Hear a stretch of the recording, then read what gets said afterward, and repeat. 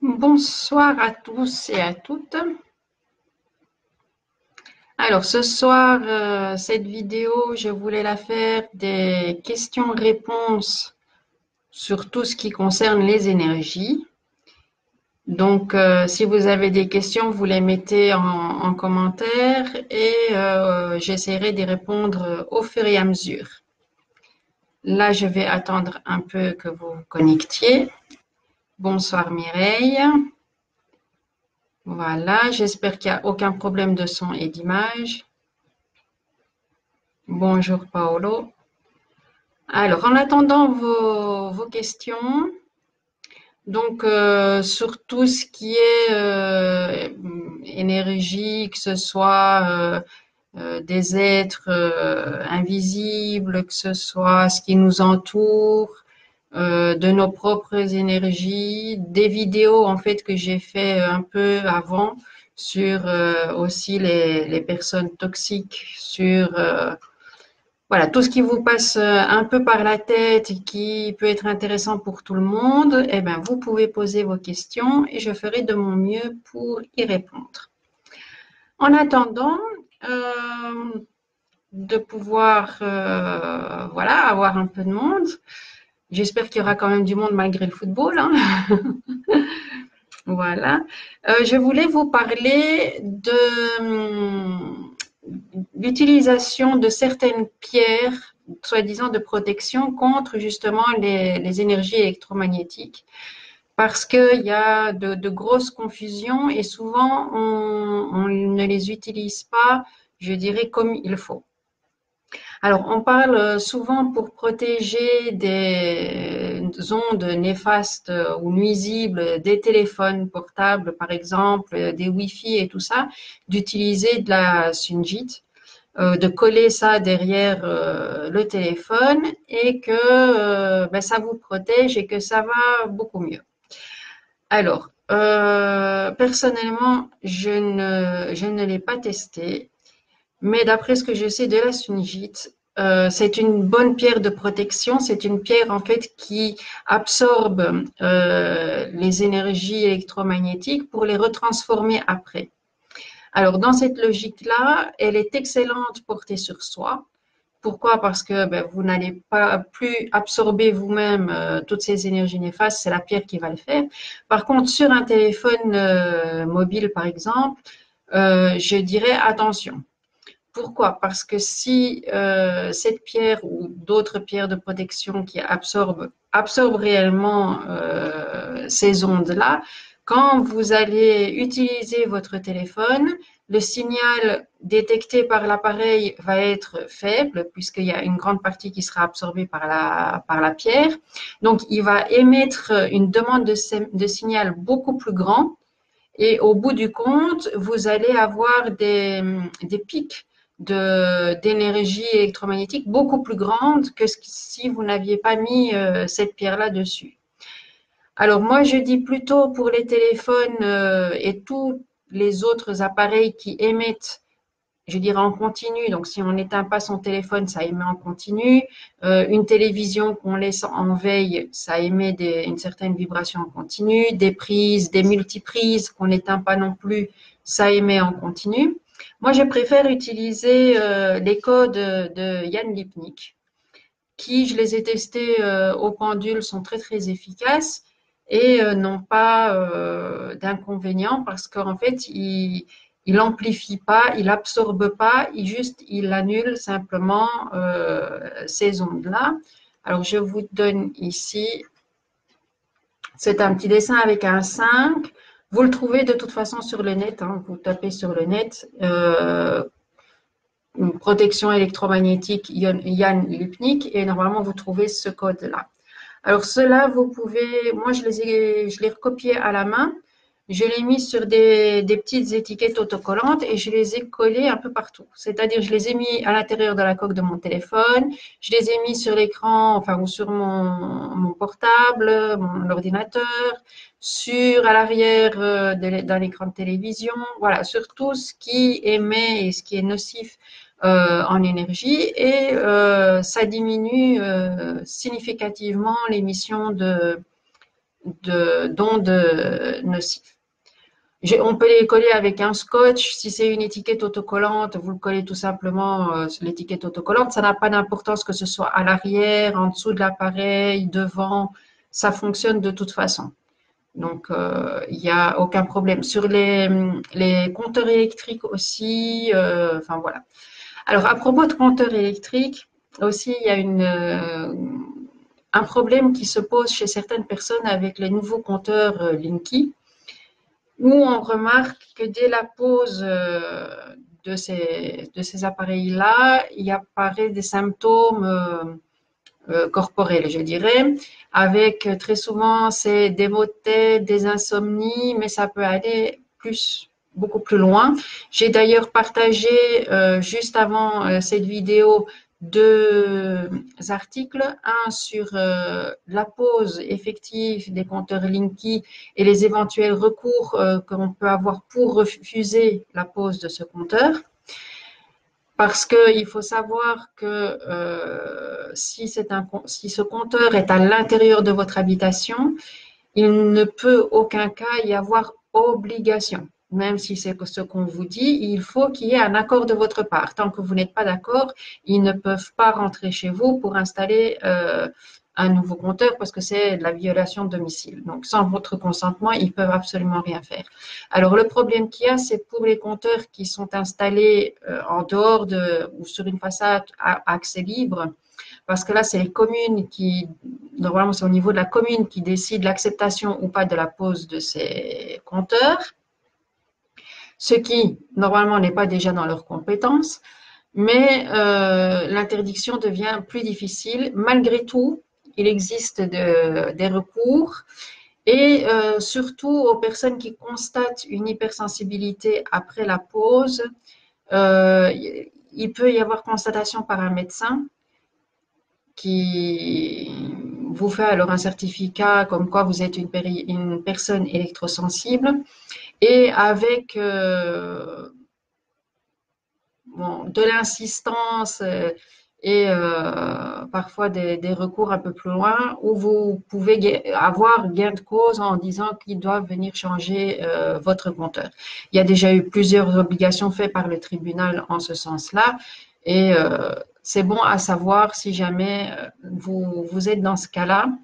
Alors, les symptômes, ça varie. Donc, j'ai dit des maux de tête, des insomnies.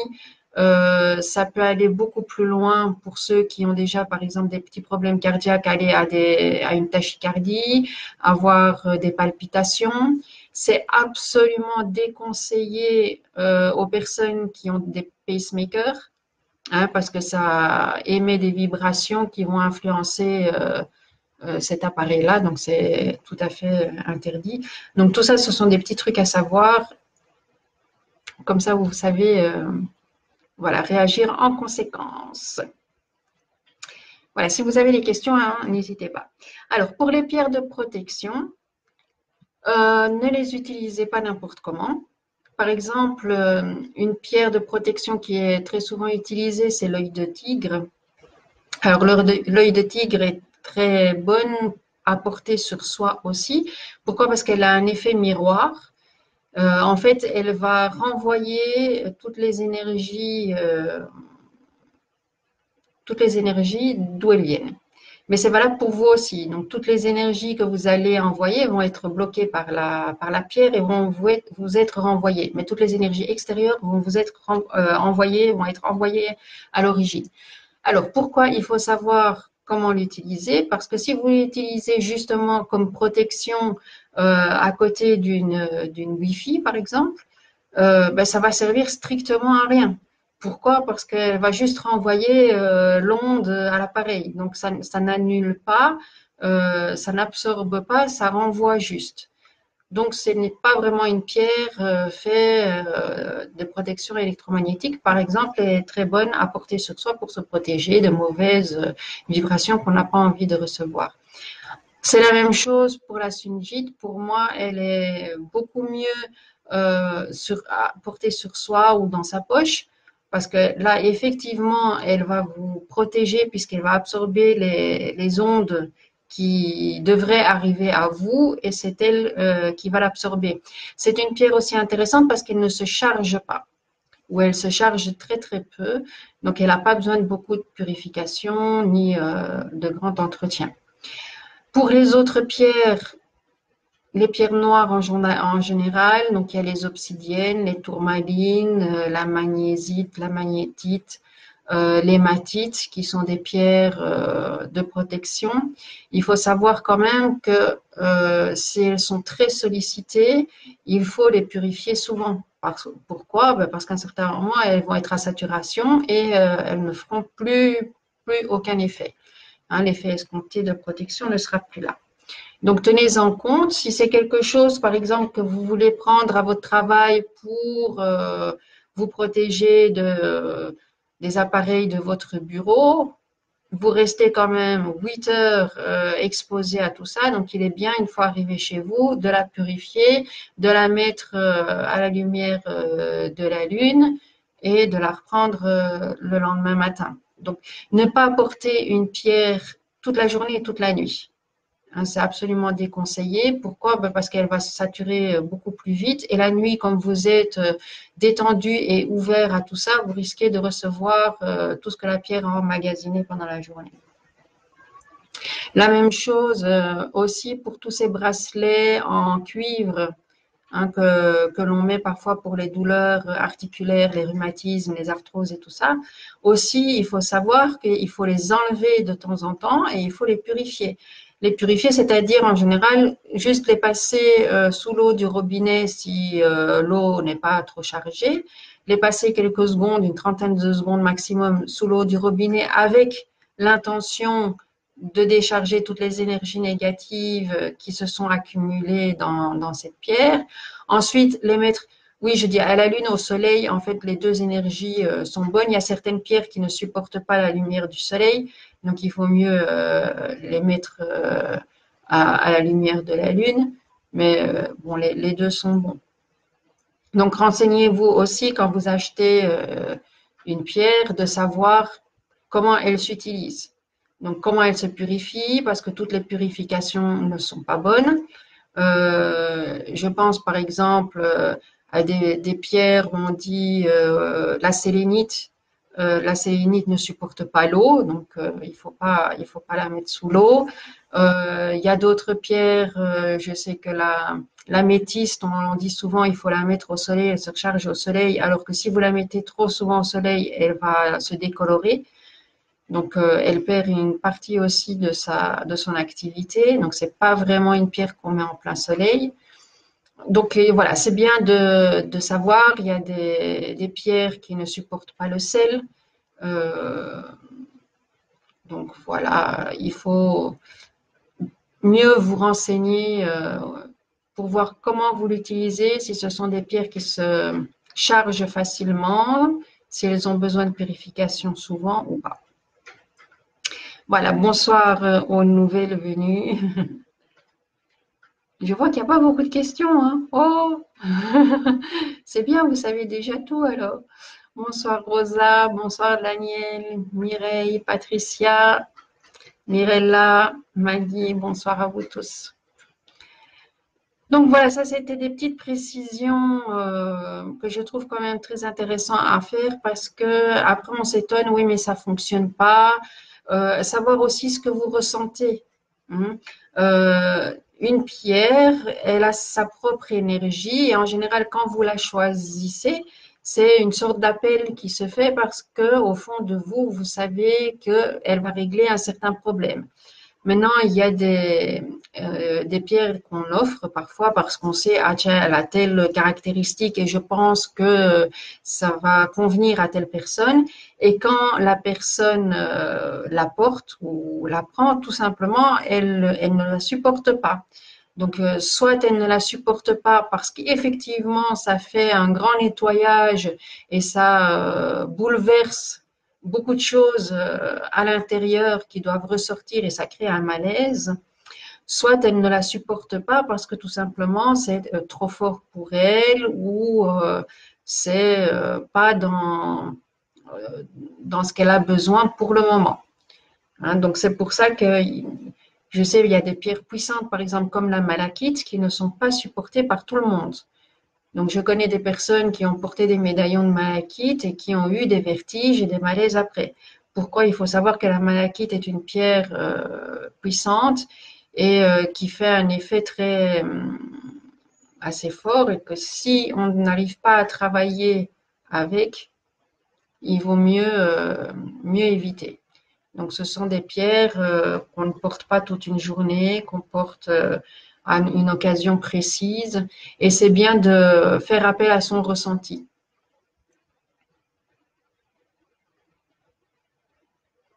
Ah, les pierres noires, malheureusement, il y en a beaucoup. Je vois la Patricia qui met un commentaire, j'ai une pierre qui rejette mais n'absorbe pas, elle est noire. Alors, dans les pierres noires, il y en a beaucoup. Euh, donc, en dehors de la sungite, malheureusement, j'ai pas d'exemple parce que j'en ai pas de la sungite. C'est un peu plus gris, c'est pas vraiment tout à fait noir, c'est un peu plus gris. Euh, chaque pierre a sa manière de travailler les ondes. Hein, donc c'est pour ça que je vous dis, il faut vraiment bien vous renseigner, c'est le mieux à faire. Je ne suis pas encore, je n'ai pas encore assez de connaissances dans toutes ces pierres-là, donc moi j'en teste, vous envoyez derrière moi. J'en teste moi-même, donc je sais sur celles que j'ai l'effet que ça fait, je les teste au pendule aussi. Comment moi je les travaille avec ce que je ressens. Maintenant, je sais que ça n'est pas la même chose, ce n'est pas le même ressenti pour tout le monde. Il y a des pierres qui travaillent très très bien chez certaines personnes et qui font absolument aucun effet chez une autre personne. Tout simplement parce que c'est pas ce que la personne doit travailler ou c'est pas la sensibilité de la personne et que la pierre ne travaille pas. Il faut savoir qu'une pierre dégage une énergie et agit par elle-même déjà sur un certain panel de choses qu'on peut, par notre intention ou une demande, appeler à une spécificité de la pierre pour travailler cette spécificité-là chez nous et pas nécessairement d'utiliser toute la capacité de la pierre. Bon, normalement, cela se fait de soi puisque notre organisme prend ce qu'il a besoin. Alors moi, je travaille quand on n'a pas le temps la journée de faire des méditations et de vraiment travailler avec la pierre, ça fonctionne aussi très très bien pendant la nuit. Hein, pendant la nuit, par exemple, avant d'aller dormir, vous prenez une pierre que vous avez besoin. Bon, vous n'allez pas prendre une pierre de soleil qui est active ou une citrine qui donne de l'énergie, sinon vous n'allez pas bien dormir. Mais vous pouvez prendre une améthyste, un quartz rose, de la sélénite, voilà des pierres comme ça qui sont assez douces, la cornaline, sous l'oreiller. Et pendant la nuit, elle va travailler déjà sur tout ce que vous avez besoin en correspondance avec la pierre. Une pierre tout à fait spéciale et qui est, je dirais, à utiliser en sachant ce qu'on fait, c'est le cristal de roche. Alors, le cristal de roche est excellent pour tous les thérapeutes. Pourquoi? Parce que c'est une pierre qui amplifie. Donc, on l'utilise souvent en combinaison avec d'autres pierres pour amplifier l'énergie de la pierre. C'est aussi une des seules pierres qui se programme très, très bien. Donc, on peut lui mettre une intention spécifique et elle va travailler sur cette intention-là. Bien sûr, une fois qu'on a travaillé avec cette intention, il faut la purifier, il faut la recharger pour annuler l'intention qu'on a mis et pouvoir l'utiliser sur autre chose. Donc, le cristal de roche peut vous aider. Moi, je l'utilise par exemple aussi pendant la nuit pour amplifier l'effet de la pierre qui va avec, mais toujours en douceur.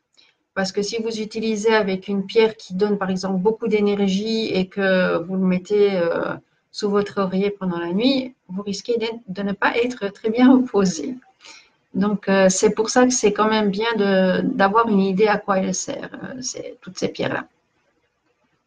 Alors, je remonte le dessin de protection. Voilà, donc c'est un 5, puis une sorte de zigzag et un 5 à l'envers. Voilà, Chantal, parce que tu me demandes. Alors, donc ça, vous pouvez le recopier autant de fois que vous voulez. Moi, je l'ai mis dans mon téléphone, dans la coque de mon téléphone. Je l'ai mis sur mon écran d'ordinateur. Partout où il y a des émissions. Ah, au micro-ondes aussi, parce que le micro-ondes aussi dégage beaucoup d'ondes négatives. Si vous pouvez vous passer du micro-ondes, ce serait idéal. À propos de ça, il y a une réglementation européenne qui dit que on a un voltage qui n'est pas nocif pour la santé, c'est de 0,4 volts. Normalement, les compteurs Linky ne dépassent pas cette norme. Le problème est qu'un compteur Linky n'est pas le seul qui émet dans une habitation des ondes. En cumulation avec tous les objets connectés, avec les téléphones, les micro-ondes, les télévisions, les prises, les Wi-Fi, les box, les montres connectées, et tout ce qui s'ensuit, ça monte à chaque fois. Et je pense que dans une des vidéos là que je vous ai mis en dessous, il y en a une personne qui est hypersensible à l'électromagnétisme, qui se promène avec un compteur et qui dit dans les rues de Paris, on dépasse souvent les 5-6 volts. Donc c'est énorme. Donc voilà, c'est pour ça qu'il faut essayer quand même un peu de se protéger et de limiter ces émissions en continu. Si on est exposé parce que juste on va se balader, tout ça, c'est pas très grave, mais chez soi, c'est en continu. C'est ça qui pose problème. Alors, la labradorite, c'est aussi une très très belle pierre que j'aime beaucoup aussi. J'en ai juste une ici, je ne sais pas si on va voir parce que ça va être transparent. Voilà, alors elle a des beaux reflets bleus, mais évidemment, on ne la voit pas ici. Alors, ici, on ne va pas la voir, mais elle a de très très beaux reflets bleus. Alors, c'est une excellente pierre parce qu'elle fait du très très bon travail de guérison, de protection. On l'utilise justement aussi, les thérapeutes l'utilisent beaucoup. Sur la table de nuit, ouais, je crois si tu arrives à bien dormir et tout ça, il n'y a aucun problème. Hein, c'est une très bonne pierre de guérison, donc c'est bon. Alors donc, les pierres qu'on porte tout le temps, il faut penser à les enlever, à les purifier. Parce que sinon, elles se chargent. Il y a parfois des pierres qui tombent et qui se cassent, ou voilà, une pierre simplement qui se fissure, c'est parce que elle s'est chargée et elle n'en peut plus, quoi. Si on ne la purifie pas, ça explose. Alors, pour oui, je la porte tout le temps, donc pensez à la purifier. Hein. Alors, on voit des cercles à la lumière. Oui, on voit des cercles à la lumière. Je ne sais pas ce que tu veux dire, Patricia. Une sungite en pendentif, c'est excellent. Donc, moi, c'est ce que je conseille pour la sungite, c'est de la porter sur soi. C'est ou dans la poche, ou dans le sac, ou en pendentif. C'est, je trouve, moi, personnellement, une protection qui sera beaucoup plus adaptée et beaucoup plus fiable que de la mettre collée sur un appareil. Ah, oui, bon, enfin, c'était pas une vidéo sur des pierres. Là, je vois Chantal Lallemand, j'ai une nouvelle pierre, l'obsidienne. Parle-moi un peu d'elle. Alors, l'obsidienne, c'est une belle pierre, j'en ai une aussi. C'est une pierre déjà, c'est une pierre noire, c'est une pierre d'ancrage. En général, les pierres foncées, brunes, noires, ce sont des pierres qui nous relient à la terre. Ce sont des pierres qu'on appelle d'ancrage. Beaucoup sont justement de protection parce qu'elles sont reliées à la terre. Alors, je vais voir si j'ai des informations précises sur cette pierre-là. J'en ai une aussi que personnellement, j'utilise pas trop. C'est pas vraiment une pierre qui me correspond ou qui m'attire. Maintenant, bon, voilà, ça dépend de chacun. Alors, j'ai pas. Alors, on dit, bon, comme beaucoup de pierres noires, hein, c'est des pierres qui forment une sorte de bouclier. Je ne l'ai pas ici, sinon je vous l'aurais montré. Souvent, donc, les pierres noires, ça forme comme une sorte de bouclier protecteur, c'est ce qu'on dit. Euh, En général, c'est une bonne protection, utilisée souvent pour les chakras du bas. Alors, on dit aussi, ça c'est de nouveau très personnel, que elle peut atténuer les douleurs, de toutes les douleurs articulaires, des inflammations articulaires, mais aussi de crampes ou de contractions musculaires. Alors, en général, c'est apposé sur l'endroit douloureux ou près de l'endroit douloureux, avec l'intention que la pierre prenne la douleur ou le problème de l'endroit, et puis évidemment purifier la pierre afin que ça parte, qu'elle ne le garde pas en mémoire. Je ne, je ne connais pas beaucoup. Alors, il y en a qui l'utilisent aussi, comme je disais, pendant la nuit, pour avoir un sommeil plus réparateur. Pourquoi? Parce que comme c'est une pierre qui fait une sorte de bouclier, une protection, elle va empêcher le stress ambiant et peut-être même une partie de votre stress d'agir pendant la nuit et alors de mieux pouvoir dormir. La tourmaline pour les ondes, oui aussi. Et c'est tout à fait ça.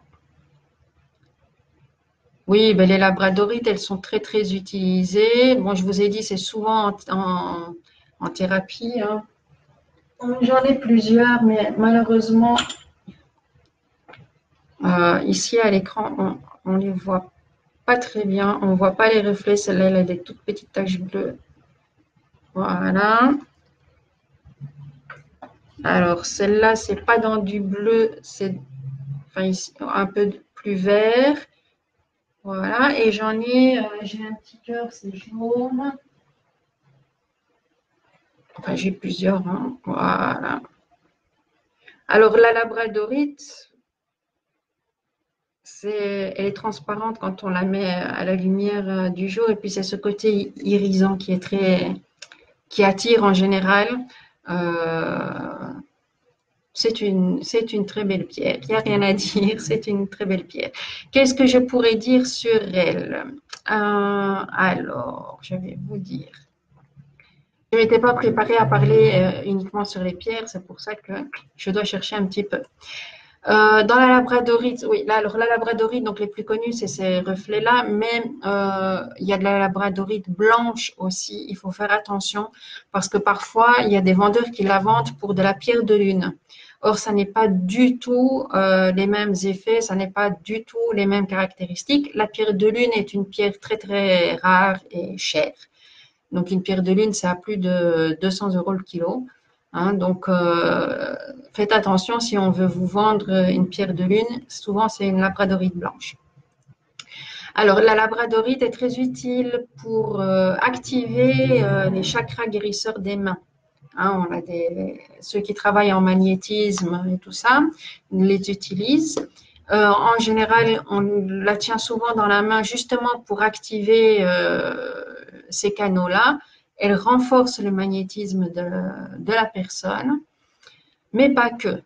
Alors, c'est une pierre qui est utilisée en méditation aussi parce qu'elle aide au processus d'élévation. C'est-à-dire qu'elle aide à prendre plus conscience de soi-même et à monter en vibration tous nos corps énergétiques. Donc, c'est ce qu'elle fait aussi. Certains disent qu'elle est également efficace pour la mémorisation. Alors, on la conseille parfois aux étudiants en période de bloc parce que ça faciliterait notre capacité de mémorisation. C'est une pierre qui stabilise, donc qui harmonise, justement, comme elle travaille sur les vibrations et sur l'élévation de nos vibrations, elle a cette faculté-là aussi de faire ça en douceur, donc en harmonisant. Hmm. Pour les actions sur le plan physique, ce serait surtout au niveau de la colonne vertébrale qu'elle agit. Beaucoup, enfin, en fait, c'est souvent très logique. Donc, la colonne vertébrale, pourquoi? Parce que c'est souvent là que se fixent les chakras, donc nos roues d'énergie. Justement, elle travaille sur ces énergies. Donc, c'est souvent tous les problèmes de colonne vertébrale qu'elle va agir. Elle va agir aussi sur la circulation puisqu'elle harmonise tout. Donc, à utiliser quand même, je dirais modérément pour les personnes qui sont plutôt très calmes, voire hypotensives, parce que ça pourrait les mettre dans un état un peu léthargique, enfin, encore un peu trop calme. Alors, je la purifie tous les jours sous l'eau et purifier dans l'eau salée une fois par semaine et recharger une journée complète. Ouais. Ça, c'est vous aussi qui devez sentir si c'est purifié tous les jours. C'est vrai que bah, c'est idéal. Maintenant, toutes les pierres n'ont pas besoin d'être chargées tous les jours et ça dépend comment vous les utilisez aussi. Donc, voilà. Pour purifier les pierres, je les passe dans l'encens. Ouais.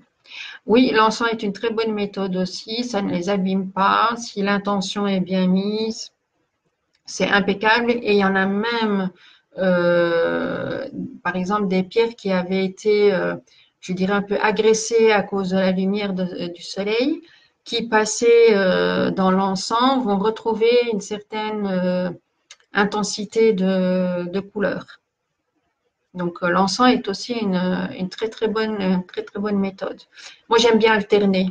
Voilà, je fais sous l'eau, puis je fais parfois à l'encens, je fais parfois au pendule parce qu'on peut les purifier, les recharger au pendule. Pour les recharger, c'est la même chose. Donc, il y a le soleil, il y a la lune, mais il n'y a pas que.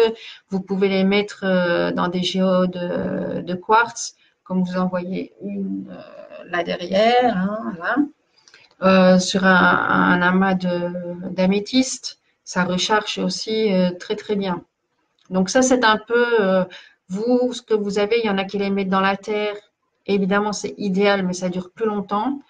Bon, il faut compter 3 semaines, un mois pour bien recharger, enfin décharger et recharger une pierre enfouie dans la terre.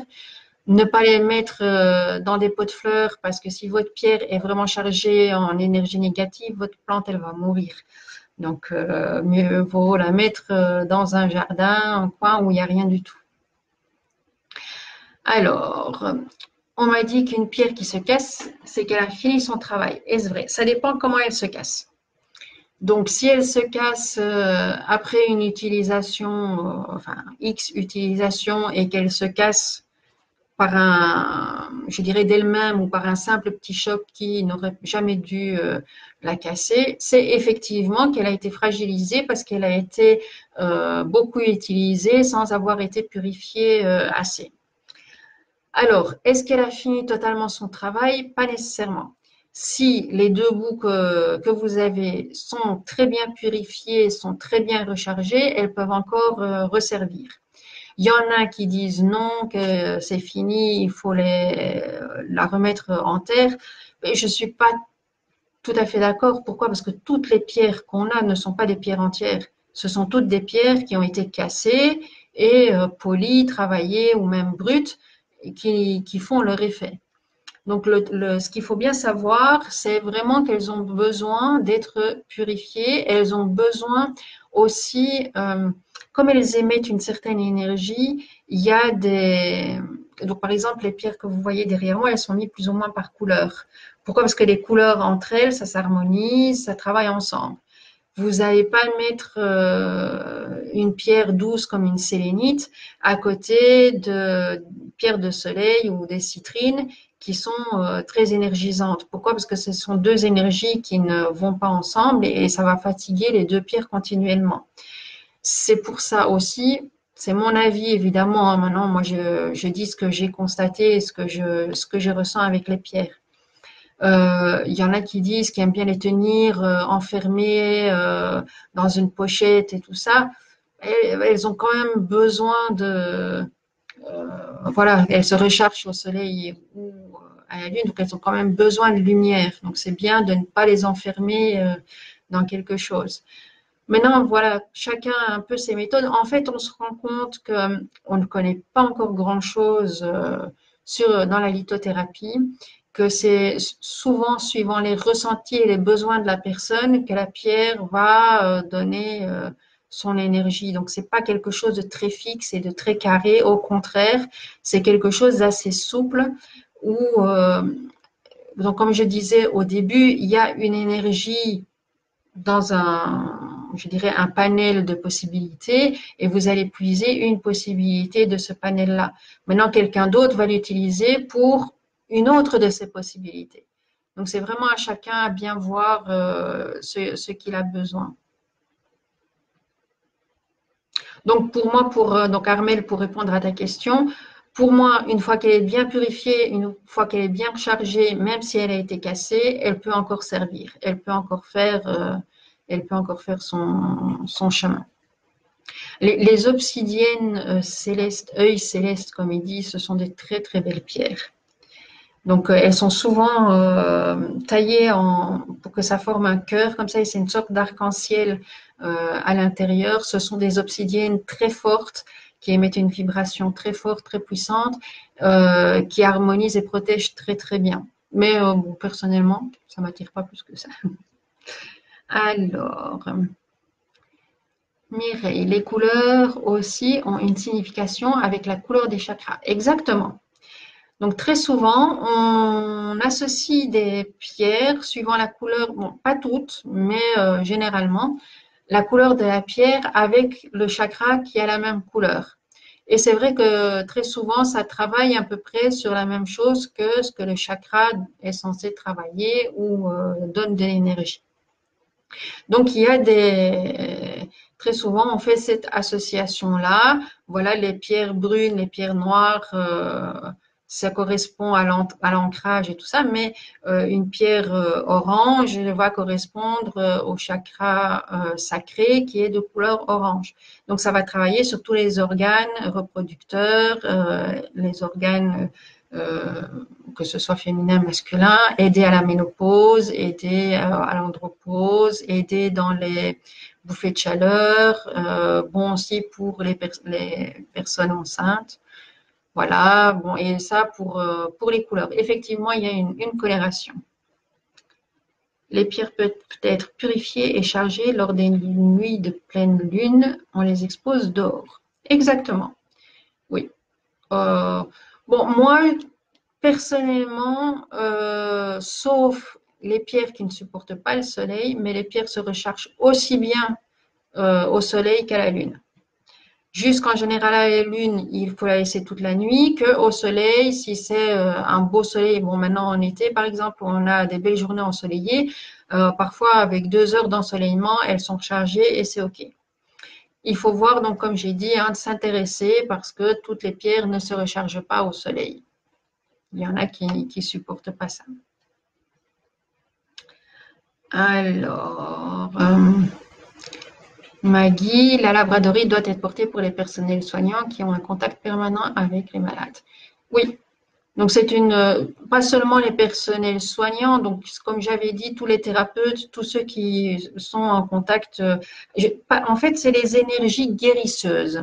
La labradorite, elle aide comme elle développe le magnétisme et cette sensibilité de guérison, puisqu'elle guérit, hein, c'est une pierre de guérison, elle va aller avec toutes les personnes qui sont dans le domaine de la guérison. Pourquoi? Parce qu'elle va déjà aider la personne qui veut guérir de l'autre à mieux rentrer, je dirais, dans les énergies de l'autre personne, à mieux ressentir ce qu'elle a besoin, où sont les éventuels blocages, qu'à la personne malade, où elle va absorber, essayer de réharmoniser toutes les énergies, puisque la maladie, c'est un déblocage énergétique. Hein, c'est souvent des blocages qui datent. qu'on n'a pas fait attention aux symptômes qui nous étaient donnés, on n'a pas rétabli une harmonie, on n'a pas changé nos habitudes, et alors le corps va essayer de nous faire comprendre qu'il y a un problème, et il va donner des petits symptômes. Alors les petits symptômes, malheureusement, on les soigne vite avec un petit médicament, avec un petit truc, et on ne va pas réfléchir plus loin. Donc, l'organisme va dire, OK, tu n'as pas compris les signaux que je te donnais, je vais donner autre chose plus fort. Et c'est comme ça qu'on arrive à des déclarations de maladie. Comment repérer une énergie toxique? Alors, l'énergie toxique, pour les personnes qui sont un petit peu sensibles, elles se sentent directement par une fatigue. Donc, quand on est fatigué comme ça, tout d'un coup, en plein milieu, une après-midi ou d'habitude, il n'y a aucun problème. Tout d'un coup, on se sent vraiment fatigué, c'est qu'il y a des présences d'énergie qui sont pas bonnes.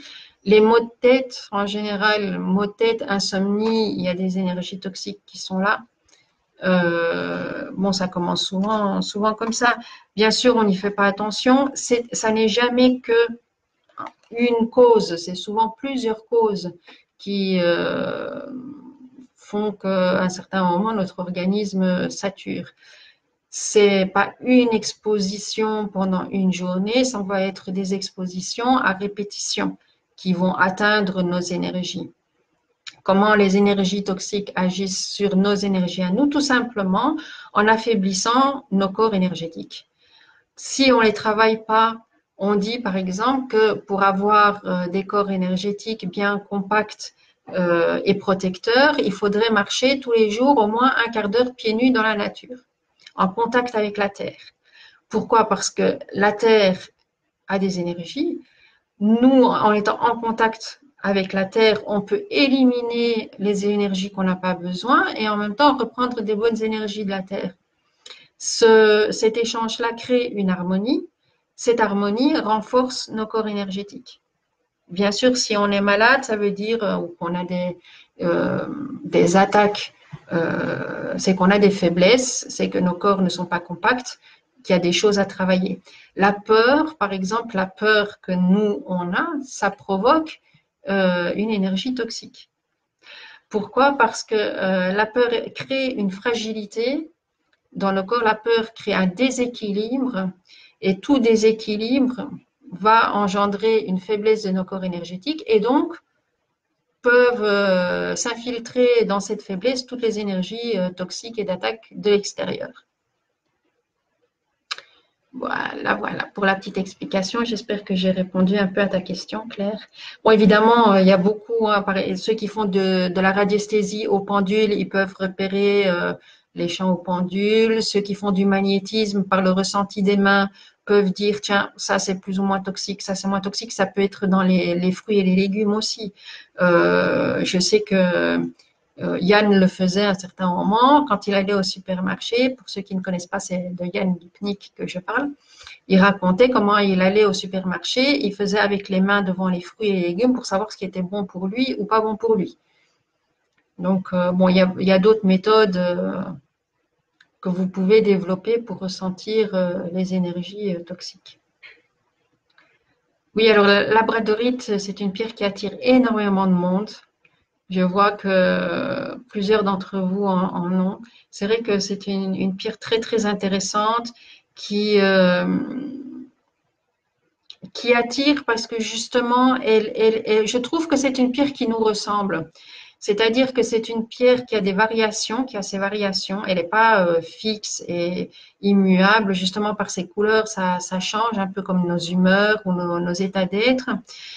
C'est une pierre en même temps très douce qui travaille en douceur, mais avec c'est presque contradictoire. Donc ça travaille en douceur, mais avec une certaine force. C'est-à-dire que ça travaille en douceur sans vous bousculer de trop et avec une certaine force pour vous maintenir dans la vibration que vous avez choisie. Hein, puisque c'est une pierre d'harmonisation, c'est pour ça que ça attire, je crois, énormément de monde. Ben, si ça vous intéresse toujours, moi j'en ai à vendre, donc voilà. Je fais ma petite publicité en même temps. Voilà. Alors, eh ben voilà Maggie qui nous dit que depuis qu'elle porte des labradorites en collier, ses douleurs dorsales ont diminué. C'est exactement ce que je disais puisque ça travaille sur la colonne vertébrale. Bon, évidemment, pour le dos, c'est difficile, mais si vous avez, par exemple, des douleurs qui commencent euh, au dos, ça peut être un début de sciatique, ça peut être un lumbago, ça peut être un début de torticolis. Demandez à quelqu'un de mettre ces pierres-là directement là où vous avez mal. De l'ambre aussi. Donc l'ambre absorbe. Vous les mettez 10 minutes, un quart d'heure avec l'intention, parce que c'est important d'avoir l'intention aussi, de visualiser ou de ressentir comment votre douleur va vers cette pierre-là et que la pierre soit l'absorbe ou la transmet dans l'univers. Et c'est vrai que chez moi aussi, ça fonctionne. 10 minutes, un quart d'heure après, mes douleurs sont parties. Donc, voilà encore un exemple. Ici, Maggie qui nous dit qu'effectivement, ces douleurs ont diminué. Ne pas oublier de bien la purifier pour qu'elle garde son effet et de la recharger après pour qu'elle puisse agir. Alors, on reparle de l'encens. C'est vrai qu'il faut faire du bon choix dans les encens si on utilise l'encens pour purifier. Ici, je vois que Chantal utilise l'encens Nakshampa. Moi aussi. C'est Donc il y a des encens qui sont des mélanges aromatiques et qui sont plus, je dirais, artificiels et chimiques, qui vont pas purifier ni votre atmosphère ni les pierres. Donc c'est important quand même de choisir des bons encens. Bon, il n'y a pas que le Nag Champa qui est très bon, qui est un encens indien, assez fort quand même en odeur qui dégage. Tout le monde ne le supporte pas. Très bon pour purifier l'intérieur des pièces parce qu'il augmente aussi en vibration. Il y a l'encens de santal qui est très bon aussi pour purifier. De patchouli aussi, de myrrhe qui sont de très très bons purificateurs. Voilà. On peut purifier par le son aussi. Ceux qui ont des cloches tibétaines, je ne sais pas si vous connaissez, c'est deux petites timbales reliées à un fil qu'on tient en suspens et puis on cogne dessus. Comme ça purifie aussi. C'est un son qui est étudié pour correspondre à une certaine vibration de purification. Alors attention pour les bols tibétains par contre, parce que les bols tibétains en cristaux, je ne suis pas sûre pour sans métal, bien que normalement sans métal aussi, sont faits pour correspondre à une vibration. Normalement, il y a 7 vibrations comme les 7 notes de la gamme pour agir de 7 manières différentes. Donc, les bols de cristaux tibétains, c'est fait sur une note et une note va agir d'une telle manière par sa vibration. Donc, ça n'est pas bon pour tout.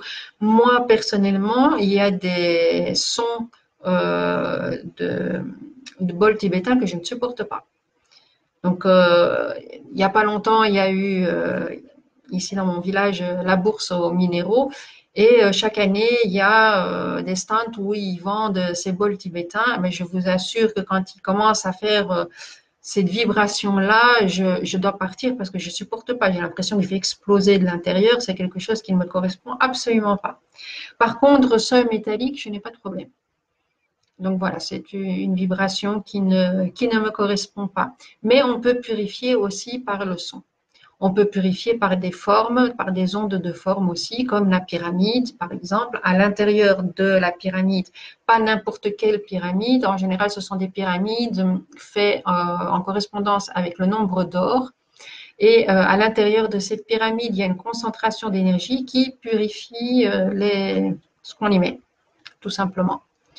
Donc, voilà, il y a beaucoup de choses qu'on peut purifier. Purifier son intérieur aussi, avec beaucoup de moyens. Est-ce qu'on peut dormir avec une obsidienne? Oui, bien sûr. Il n'y a aucun problème. Alors, j'ai une aigle marine. Alors, l'aigle marine, je ne la connais pas tellement. C'est une très, très belle pierre, bleu transparente, comme ça, bleu ciel. C'est une très, très belle pierre. Effectivement, le bleu, en fait, il y a deux. C'est la pierre de la communication. Alors, de la communication, c'est pas seulement la communication verbale, bien que c'est le chakra de la gorge que ça correspond, mais c'est tout ce qui est communication. Donc, effectivement, Chantal, j'ai une aigle marine, la pierre des voyants, c'est justement aide à la communication, tout à fait. C'est une pierre qui peut élever la vibration du chakra de la gorge et qui aide pas seulement pour les voyants, aussi pour les orateurs, ceux qui ont besoin de parler en public.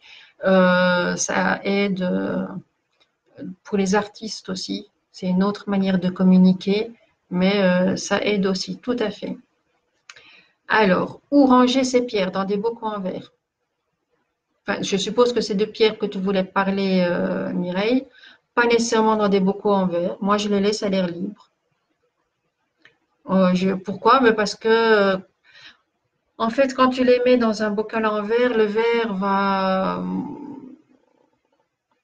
suivant la forme du verre, ça va déformer le rayon d'action. Pourquoi? Parce que suivant la forme, il va avoir une concentration ou une diffusion plus ou moins harmonieuse de l'énergie. Hein, donc, toute forme, les ondes de forme, ceux qui connaissent un petit peu, les ondes de forme agissent justement suivant la forme. Une pyramide va agir par concentration à sa pointe. Hein, il y a une concentration d'énergie qui se fait cet endroit-là, mais aussi aux arêtes de ces faces, de ces quatre faces. Donc, ça ne va pas être une énergie qui va être diffusée harmonieusement comme une sphère ou un œuf. Ça va être une harmonie qui va se diffuser, concentrer à certaines parties. En plus, il faut savoir qu'une pyramide, pour qu'elle ait sa pleine action, il faut l'orienter.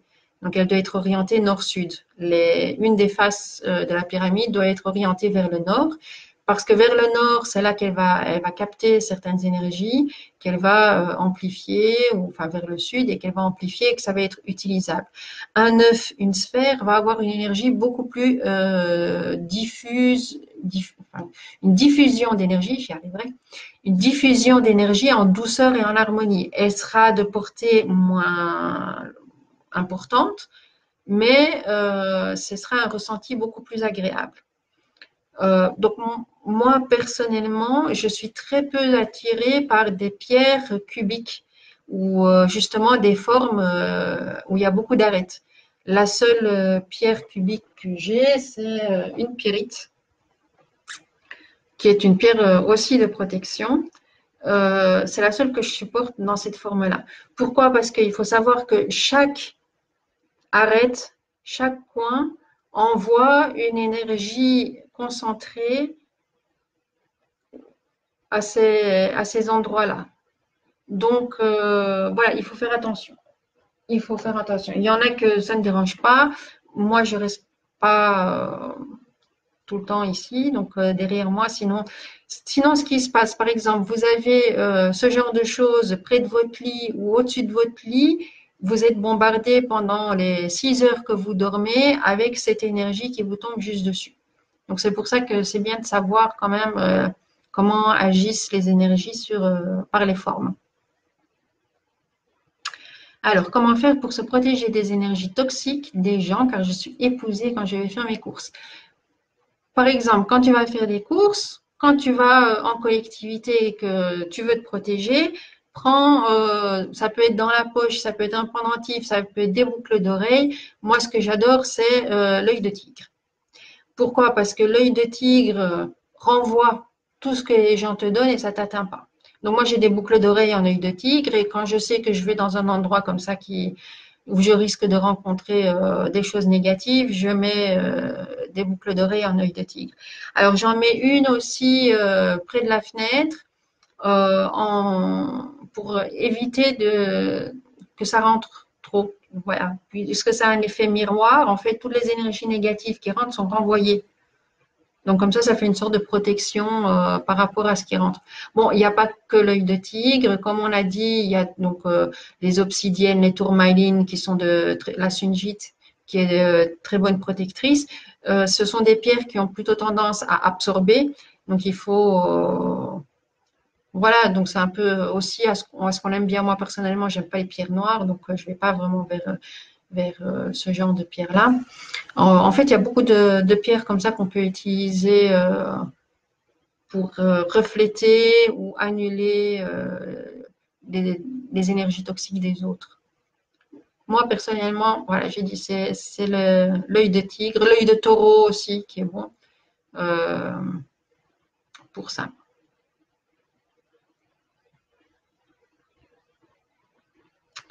Alors, Mireille, je me suis énervée tout à l'heure à l'extérieur avec une personne extérieure, j'ai remise à sa place. Ça mêle un peu trop de ma vie, je sentais que ça allait aller. Bah oui, c'est très bien, c'est très bien. La sauge blanche, c'est vrai, j'ai oublié celle-là. La sauge blanche est aussi une très bon en purification. Alors, c'est les fameux bâtons de sauge. Tout le monde ne sait pas les utiliser non plus. Donc, on n'est pas obligé d'utiliser tout un bâton pour purifier un endroit ou purifier quelque chose. On n'utilise que ce qu'on a besoin. Par contre, ce qui est, enfin, maintenant chacun a ses méthodes, c'est comment on l'éteint.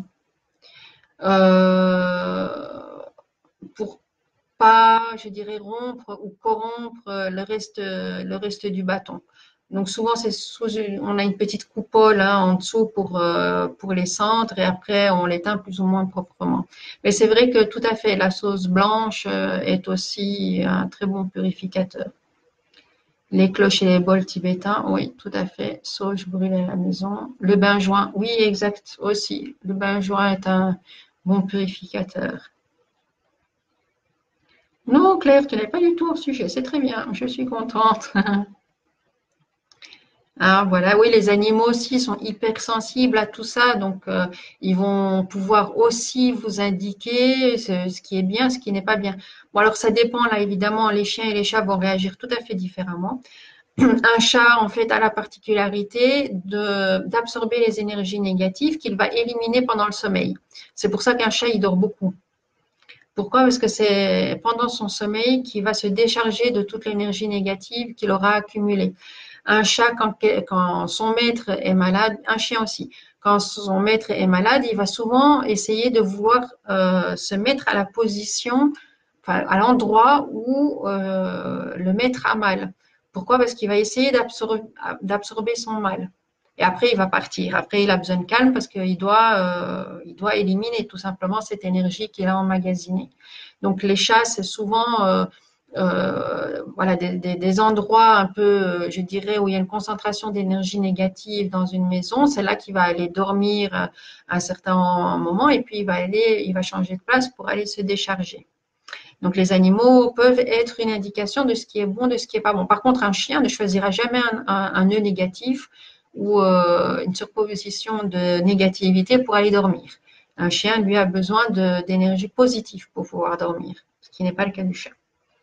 Donc, les chiens, ils aiment bien aussi les sons, certains sons qui purifient et qui calment. Ils sont sensibles aussi à toutes ces énergies invisibles qu'on ne voit pas. Donc, ce qu'on appelle les fantômes ou les âmes errantes et tout ça, ils vont tout de suite sentir si c'est bien intentionné, si c'est mal intentionné et ils vont tout de suite réagir de la manière adéquate. Si c'est mal intentionné, en général, il va fuir ou il va grogner. Si c'est un chien, il va aboyer méchamment comme pour le faire partir.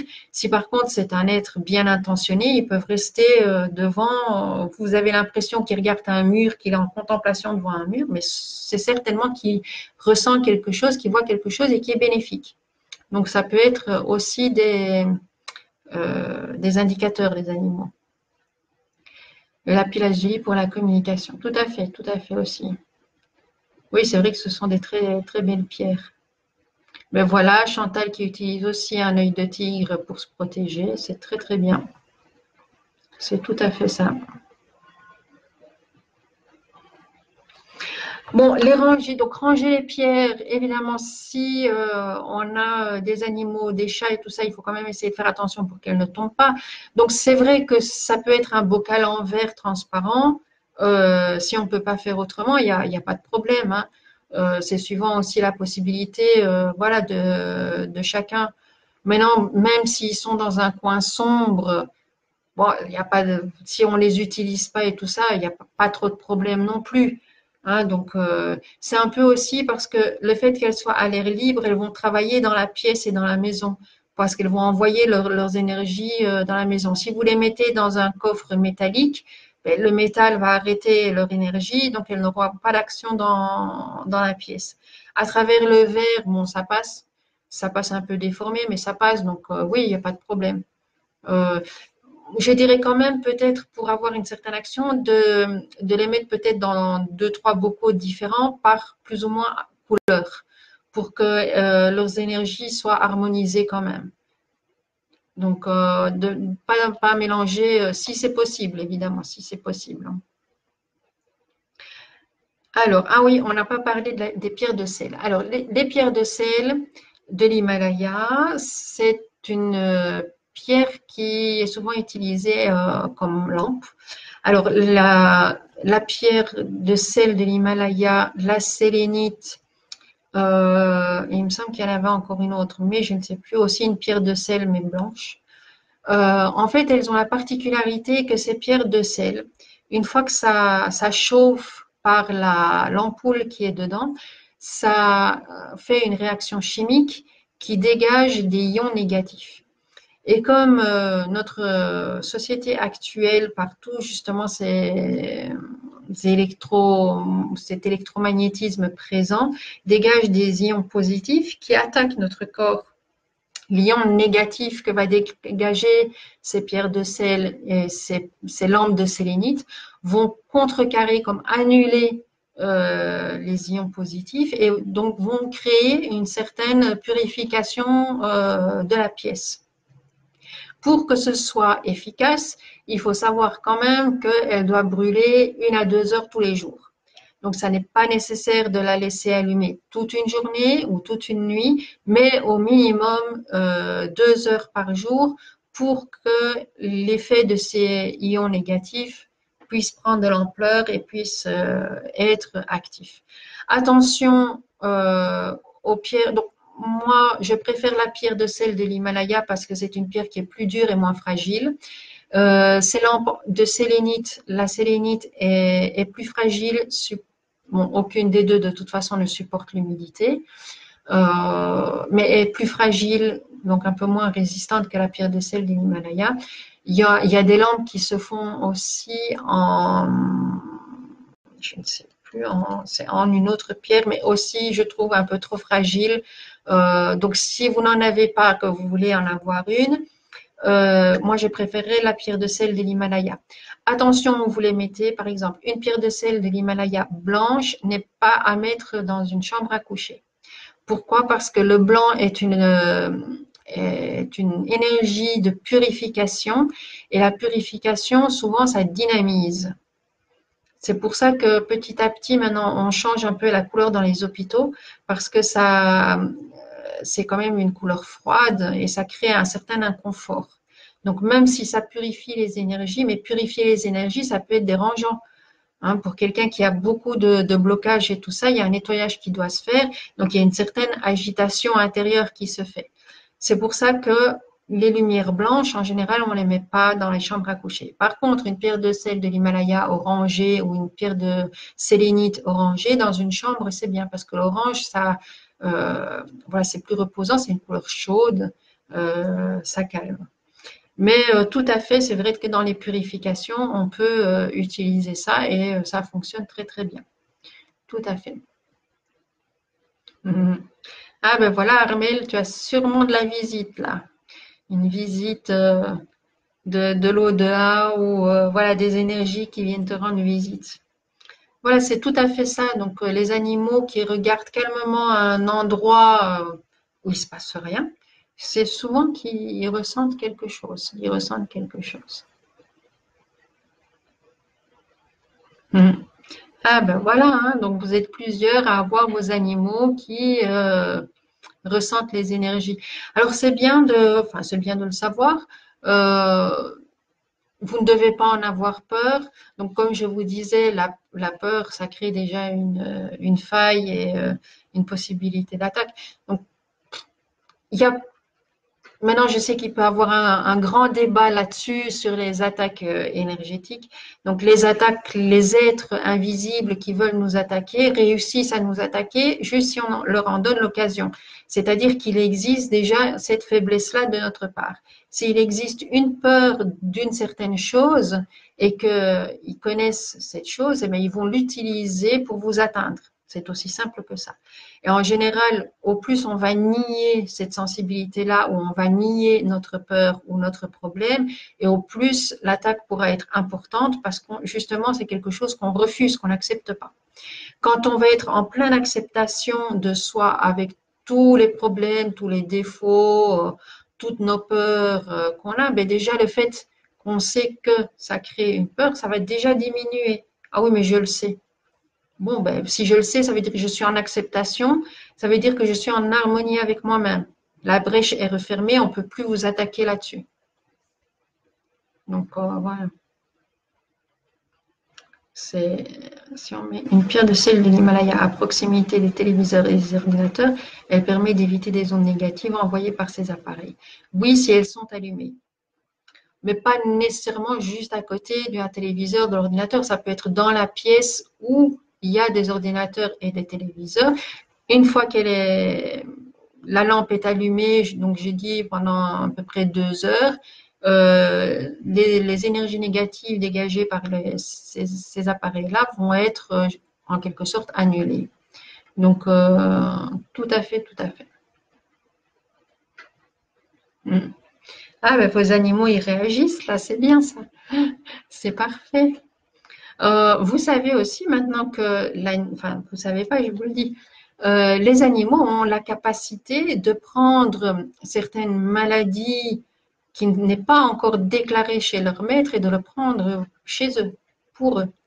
Donc, ça m'est arrivé il n'y a pas longtemps, une personne qui s'occupe d'animaux, qui a pas mal d'animaux, qui a eu un chien avec une hernie discale, alors que ce chien, quelques jours avant, avait été dormir près d'elle, justement dans son dos, alors qu'elle n'avait pas encore de gros problèmes à l'époque. Un peu plus tard, elle a commencé à avoir des douleurs au dos. On lui a trouvé des hernies discales. Un autre chien s'est mis pendant plusieurs jours à l'endroit voilà, où elle avait mal au dos. Cet deuxième animal a fait également une hernie. Donc, comme quoi, ces animaux ont essayé de prendre une partie du mal chez elle. Alors, le problème qu'il y a, c'est que la personne n'a pas pris conscience de ce qu'on voulait lui dire, donc elle n'a pas tellement changé ses habitudes. Bon, une hernie discale, c'est déjà loin, donc il y a eu des signes avant-coureurs qu'elle n'a pas pris en compte. Mais il faut savoir que même si vous avez été opéré de la colonne, si vous ne changez pas quelque chose dans votre rythme de vie, que vous continuez dans la même lancée, je dirais, sans aucune prise de conscience, sans aucun changement, vous allez retomber dans la même chose, voire plus grave. Hein, parce que tous ces signaux-là, un lumbago, c'est la même chose, une sciatique, c'est la même chose. Donc là, comme je fais mes articles, peut-être que vous savez, maintenant vous les suivez, donc sur zenlumière vie.simplesite.com, j'ai fait toute une série d'articles sur les mots et les origines émotionnelles. En fait, nos émotions fortes, accumulées et je dirais non extériorisées, créent des blocages à l'intérieur de notre organisme qui vont se fixer suivant ce que c'est comme problème à un endroit et ça va créer une maladie, donc suivant les émotions. Mais ça peut être aussi le fait qu'on va ou on s'entête d'aller dans une direction qui ne nous correspond pas. Et notre organisme va essayer de nous tirer un signal d'alarme, de dire attention, là où tu vas, c'est pas ton chemin, ça te correspond pas. Tu fais ça parce que ton mental te dit, ou parce que la société, ou parce qu'il y a des pressions extérieures, mais c'est pas quelque chose qui te correspond. Et les maux de dos, c'est souvent ça. C'est souvent ça, mais déjà qui a une durée longtemps. Par exemple, quelqu'un qui va avoir dans sa jeunesse des entorses, c'est que souvent il suit un chemin qu'il ne doit pas, avec une compréhension qu'il n'a pas. Alors, on va essayer de lui donner une entorse pour dire attention, c'est une entorse, tu dois ralentir le rythme, prends le temps de réfléchir. Bon, une entorse, qu'est-ce qu'on fait? On met du bandage, on met de la crème, on ne pense pas, hop, c'est fini.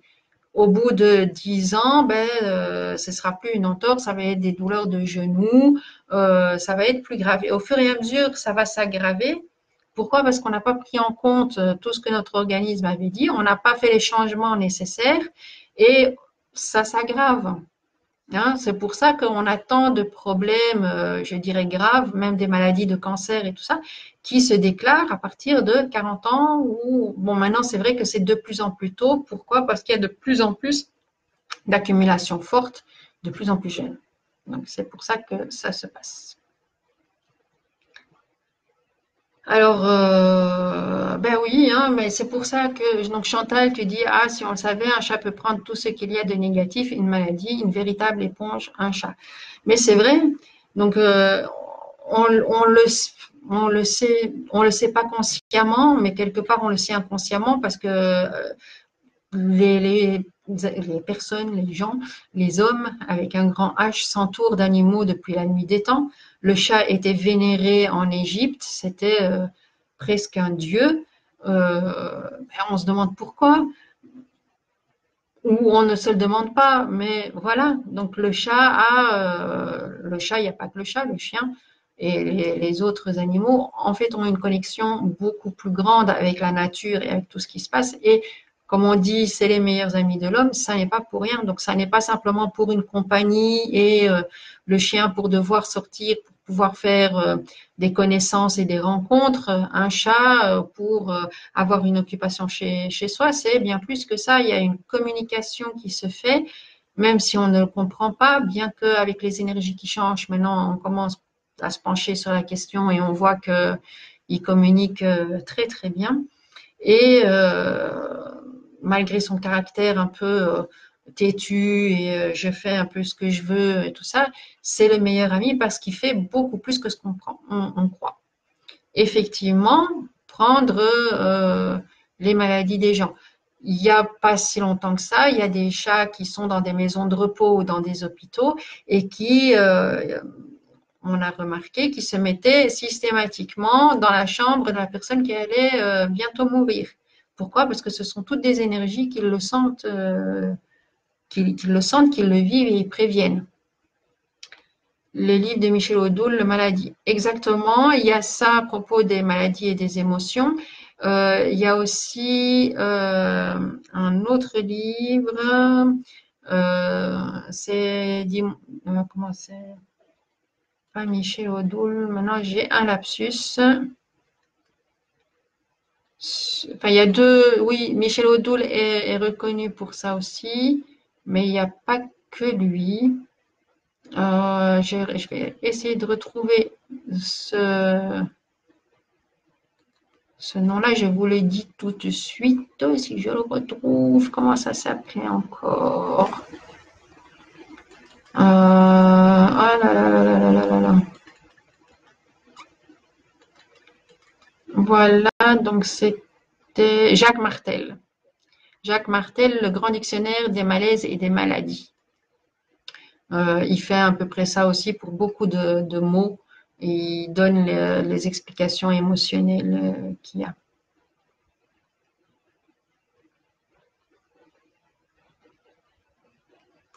Alors Claire qui dit je suis attirée par les chats mais eux ne veulent pas venir vers moi. Oh, c'est que tu n'as pas encore trouvé le bon chat qui te correspond. Mais je sais pas.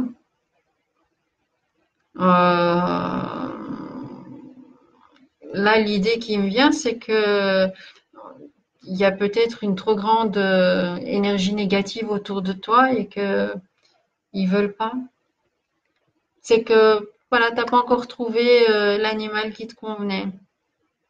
Moi, par contre, avec les chats, là, j'en ai pas, mais j'ai eu chat, chien, d'ailleurs, des expériences qui m'ont étonnée. Donc, par exemple, je me promenais euh, dans un quartier où je vais pas souvent et tout d'un coup, il y a un chat qui sort d'une cour et qui vient se faufiler entre mes pieds et se frotter et ronronner alors que je le connaissais pas du tout, ce chat. Je l'avais jamais vu. Et il est resté, il s'est ronronné, je l'ai parlé et tout ça. Et puis, il y a la maîtresse qui est sortie, qui l'a appelé, il m'a regardé d'un air bizarre. Et puis, je lui ai dit, allez, retourne chez toi, retourne chez toi. Et il est reparti tout de suite. Voilà, donc il y a peut-être quelque chose que tu dégages, Claire, qui ne correspond pas, qui ne les attire pas. Je ne sais pas pourquoi.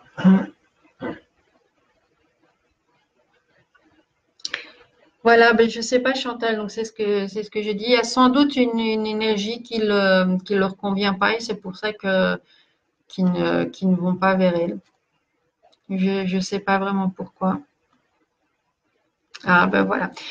Ça va être donc pour ceux qui suivent mes articles, j'ai fait toute une série d'articles. Bon, évidemment, moi j'ai résumé hein, à propos de ces mots et de ces émotions ou des messages que certains mots voudraient nous dire, qui est bien de prendre en compte parce que ceux qui font attention à ça, donc attention, j'ai mal, je sais pas, à une épaule. Bon, on dit j'ai fait un faux mouvement et tout ça. Non, il faut souvent. Qu'est-ce que j'ai essayé de faire? Qu'est-ce que ça veut dire? Souvent les épaules, c'est qu'on prend trop de choses pour soi. On prend souvent même ce qui ne nous appartient pas pour soi. Alors ça fait des poids, on a mal aux épaules et ici à la nuque. Donc on peut se dire qu'est-ce que je prends pour moi et que je devrais pas. Je devrais lâcher prise. Je devrais me soulager de tout ça. Bon, il y a plein de petites choses. Peut-être que je ferai une fois une vidéo sur le sujet. Mais les amis, si vous n'avez plus trop de questions sur tout ça, je, alors je lis les dernières petites choses. Mon chat déteste ma fille. Ah, voilà, elle sent le chien Louchek. Ah, peut-être, oui, aussi, s'il y a des animaux euh, qui sont pas habitués ensemble et que quelqu'un qui a, par exemple, un chien vient chez quelqu'un qui a un chat et que le chat ne connaît pas l'animal, c'est comme un intrus, donc il va pas supporter la personne qui porte l'odeur. Ça aussi, c'est ça. D'ailleurs, c'est vrai qu'on ne s'en rend pas compte, mais quelqu'un qui a un animal et qui va aller caresser un animal des autres, je parle par exemple pour une personne qui a des chats et qui va aller caresser les chiens de personnes qu'elle rencontre, elle va ramener l'odeur du chien à la maison. Et le chat va le sentir automatiquement. Si elle ne s'est pas bien lavé les mains et tout ça, il va sentir. Il peut avoir des réactions comme ça de rejet ou de fuite parce qu'il a l'impression que vous ramenez un intrus ou qu'il y a voilà, une nouvelle énergie qui rentre dans son domaine, dans sa propriété à lui, son domaine à lui, et ça le dérange, ça peut le déranger. Donc ça, oui, ça aussi. Dès que je vois un chat, je m'accroupis doucement et approche, puis il fuit avant que je les touche. Mais il faut peut-être pas essayer de les toucher. Donc l'approche des animaux, ça se fait pas, ça se fait délicatement. Un animal, il vient vers toi, en général, tu lui tends la main et c'est lui qui décide s'il vient renifler ou pas ta main. S'il vient renifler la main, il faut voir s'il s'éloigne ou s'il reste. S'il reste, alors tu peux tout doucement lui parler, essayer de le caresser. Si juste en reniflant ta main déjà, il s'éloigne, c'est que il faut même pas essayer de le caresser, il ne se laissera pas faire de toute façon. Donc voilà, il faut voir un peu, je sais pas, ta relation, les animaux qu'il y a peut-être autour de toi, s'il y a des animaux qui sont là. Euh, ah ben voilà. Voilà, oui, si tu as un chien qui vient souvent vers toi, ben, si c'est des chats qui connaissent pas le chien, déjà un chat et un chien, s'ils sont pas habitués ensemble depuis tout petit ou ensemble avec le maître qui est là pour médier un peu les deux, il y a des chiens enfin, il y a des couples d'animaux où ça va pas. Parce qu'il faut qu'il y en ait un qui domine l'autre et bah, c'est pas nécessairement le chien qui domine le chat, c'est souvent l'inverse. Donc voilà, bon entendeur. Hein. Et il faut laisser mettre leur hiérarchie en place. Et si ça n'est pas des animaux qui se rencontrent souvent, c'est vrai qu'il peut avoir un rejet tout simplement. Surtout que les animaux qui restent avec le maître attrapent un caractère, une propriété et une domination. Donc tout intrus va être vraiment considéré comme une intrusion dans son domaine et donc ça, voilà, ça les met très, très mal à l'aise. Donc oui, c'est peut-être ça, effectivement. Voilà, exactement, Audrey.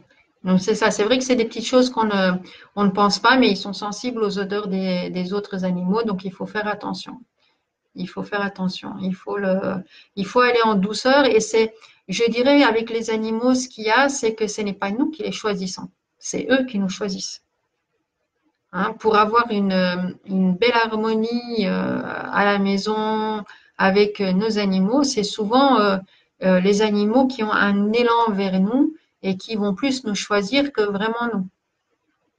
Donc pourquoi? Parce que justement, il y a une affinité de caractère aussi, hein. Bon, si vous êtes une personne pas très active, plutôt lente et tout ça, vous n'allez pas choisir un boxer ou un pitbull qui a besoin d'énormément se dépenser, de courir, d'avoir énormément d'activité physique. Hein, vous allez choisir plutôt un chien qui est bien à la maison, qui n'a pas besoin de trop se dépenser. Donc mais les chiens, eux, enfin les animaux le sentent cette affinité-là, sentent vos énergies et sentent donc la compatibilité qu'il peut y avoir. C'est la même chose avec les autres animaux. Hein. Bon, maintenant j'ai vu que sur Facebook il y a un petit jeu.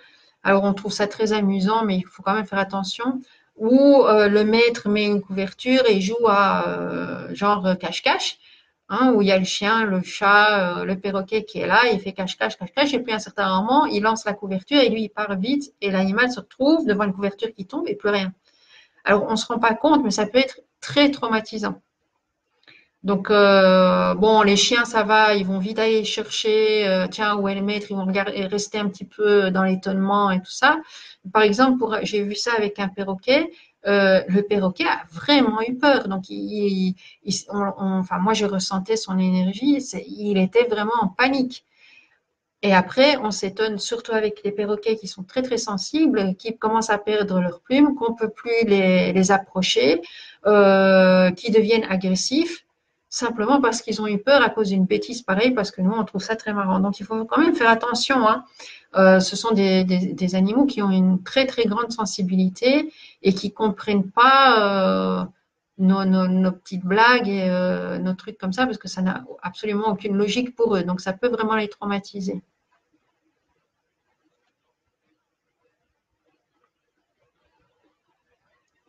Oui, c'est vrai, voilà, les chats, c'est eux qui décident, hein.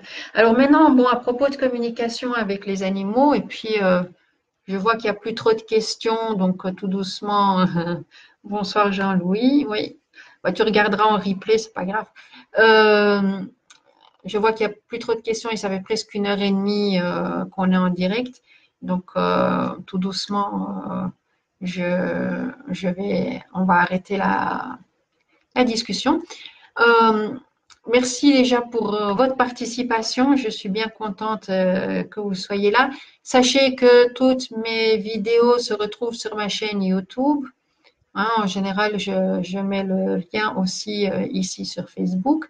Que toutes mes vidéos, de toute façon, restent aussi sur Facebook. Donc, il y a pas de problème. Mais c'est vrai que ce que je voulais dire avec les animaux et pour la communication, maintenant, il y a certaines personnes qui arrivent vraiment à se connecter, je dirais, à la pensée des animaux et on découvre, je dirais, un autre monde. Pourquoi? Parce que ben, on ne s'imagine pas, on ne sait pas comment les animaux fonctionnent. Et on se rend compte que ils ont une mémoire, en général une mémoire tout à fait autre parce que c'est vrai qu'ils vivent dans le présent. Donc, ce qui importe, c'est le présent, mais il y a quand même la mémoire du passé et il y a quand même les traumatismes qui peuvent être là, hein, qui peuvent se déclencher et qui peuvent influencer tout à fait leur comportement. Donc, faites quand même attention à ce que vous faites.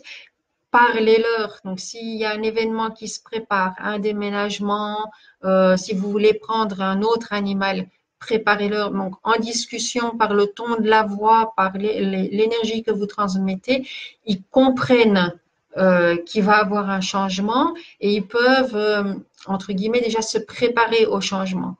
Hein, donc, c'est important de leur parler. C'est vrai que bon, maintenant un peu moins, mais avant, on disait, mon Dieu, si je dis que je parle à mes animaux, on va me prendre pour une folle et on va m'enfermer. C'est ce qu'on croyait, mais en fait, c'est tout à fait normal et il faut parler à ces animaux. Pourquoi? Parce que c'est seulement en parlant qu'ils vont reconnaître nos intonations, qu'ils vont reconnaître ce qu'on veut leur transmettre, nos attentes par rapport à eux, ce qui est bien, pas bien. Bon, ça, ils le savent assez vite à cause des punitions et ce qu'on leur met. Mais il peut y avoir une complicité beaucoup plus grande une fois qu'on parle et on communique vraiment avec ces animaux. Et on pourra aussi bien leur comprendre. Donc, un animal qui va être malade, un chien, un chat qui va être malade, il aura un comportement spécifique. Et si vous ne connaissez pas bien votre animal, vous n'allez pas comprendre. Or, si vous connaissez bien votre animal que vous communiquez souvent avec, tout de suite, vous allez savoir qu'il y a quelque chose qui ne va pas.